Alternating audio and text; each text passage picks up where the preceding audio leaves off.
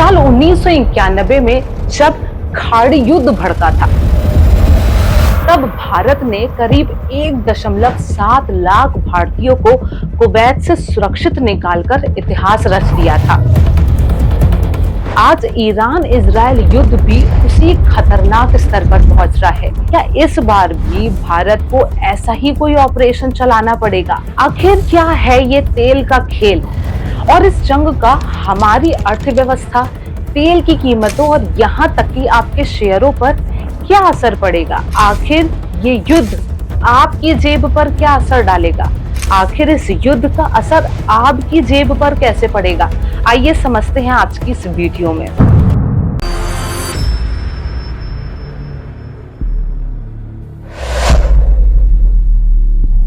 Iran के परमाणु हथियार यानी कि न्यूक्लियर वेपन प्रोग्राम को रोकने के लिए 12 जून से ही इजराइल और ईरान के बीच जंग छिड़ी हुई है। दोनों देशों के बीच मिसाइल अटैक्स और back to back air strike में कई बेकसूर लोगों को जान गंवानी पड़ रही है और ये मंजर दिन पर दिन और खतरनाक होता जा रहा है। दोनों ही देश रुकने का नाम नहीं ले रहे हैं। हमले पर हमले हो रहे हैं, मानो कोई भूचाल सा आ गया हो। ईरान में करीब 10,000 भारतीय फंसे हैं, जिनमें करीब 6,000 स्टूडेंट्स हैं। तेहरान के करीब 6,000 छात्रों को अभी तक सुरक्षित स्थानों पर शिफ्ट कर दिया गया है। नेशनल रिपोर्ट्स के मुताबिक इजराइल में करीब 1.2 लाख भारतीय रहते हैं, जिसमें करीब 32,000 भारतीय नागरिक और 85,000 भारतीय मूल के हैं। इनमें से 12,000 लोग पिछले 18 महीनों में वहां गए हैं, लेकिन अब वो लोग एक अजीब से सदमे में हैं, एक अलग सी डर की जिंदगी जी रहे हैं। अब एक रियल लाइफ डर बताती हूँ आपको। उत्तर प्रदेश के झांसी के सैयद नकी अक्सरी की फ्लाइट 20 जून को थी, लेकिन इस युद्ध के कारण अब ये फ्लाइट कैंसिल हो गई। सईद ईरान के एक कॉलेज में मेडिकल की पढ़ाई कर रहे हैं, लेकिन अब उनके परिवार उनकी सुरक्षित वापसी की गुहार लगा रहे हैं। ये सिर्फ आंकड़े नहीं, हमारे हजारों भाई बहनों की जिंदगियां दांव पर लगी है। बात करते हैं कि भाई कॉमर्स की एक चिंगारी कैसे अर्थव्यवस्था को आग लगा सकती है। पेट्रोल डीजल महंगा होगा तो महंगाई बढ़ेगी, जेब ढीली होगी, आपका बजट बिगड़ेगा। अगर ईरान इजराइल युद्ध नहीं रुका तो भारत के लिए सस्ता तेल और गैस मिलना भी मुश्किल हो जाएगा। भारत दुनिया के कुछ ऐसे देशों में से है जिसका इजराइल और ईरान दोनों के ही साथ अच्छे रिश्ते हैं। भारत ईरान के कच्चे तेल का बड़ा खरीदार है। ईरान भी भारत को क्रूड ऑयल पर अच्छी छूट दे देता है। ऐसे में कच्चे तेल का प्रोडक्शन घटने या सप्लाई कम होने से भारत के लिए ये इंपोर्ट भी अब महंगा पड़ेगा और पेट्रोल डीजल के दाम बढ़ेंगे। ऐसे में ईरान और इजराइल के बीच तनाव से ये कच्चे तेल की कीमतों में 9% तक उछाल तो पहले ही आ चुका है। अगर अब युद्ध नहीं रुका तो ये कच्चा तेल 78 से बढ़कर $100 प्रति बैरल पहुंच सकता है। भारत और ईरान के बीच क्रूड ऑयल की सप्लाई मेनली स्ट्रेट ऑफ हॉर्मस के रास्ते होती है।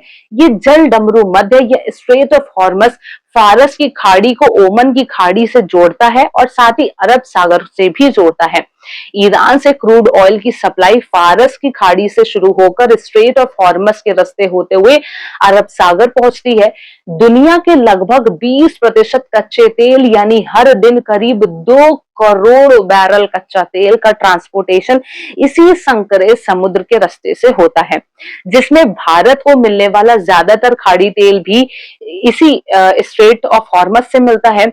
ईरान अगर इस स्ट्रेट ऑफ हॉर्मस को बंद कर देता है तो भारत का करीब 40% क्रूड ऑयल और 54% LNG पर बुरा असर देखने को मिलेगा। अगर भारत की बात करें तो ऑयल मिनिस्ट्री के मुताबिक हमारे पास अभी करीबन 74 दिनों की राष्ट्रीय खपत यानी नेशनल कंजम्पशन के बराबर कच्चा तेल और पेट्रोलियम उत्पादों की स्टोरेज कैपेसिटी है। लेकिन फिर भी अधिकारियों का कहना है कि इतना स्टोरेज के बावजूद भी अगर सप्लाई क्रंच हुआ तो एक बड़ी मुसीबत को खड़ा होने से कोई नहीं रोक पाएगा। भारत तेल के अलावा ड्राई फ्रूट्स भी ईरान से मंगाता है, वही हमारा भारत उसे बासमती चावल, चीनी, चाय, कॉफी जैसे चीजों का निर्यात करता है। ऐसे में आयात निर्यात और महंगा होगा और अब इस जंग का आर्थिक प्रभाव भी पड़ेगा। अब अगर इस न्यूक्लियर वेपन प्रोग्राम से पीछे नहीं हटा ईरान तो फिर तो अमेरिका उस पर नए इकोनॉमिक बैन या आर्थिक प्रतिबंध लगा सकता है।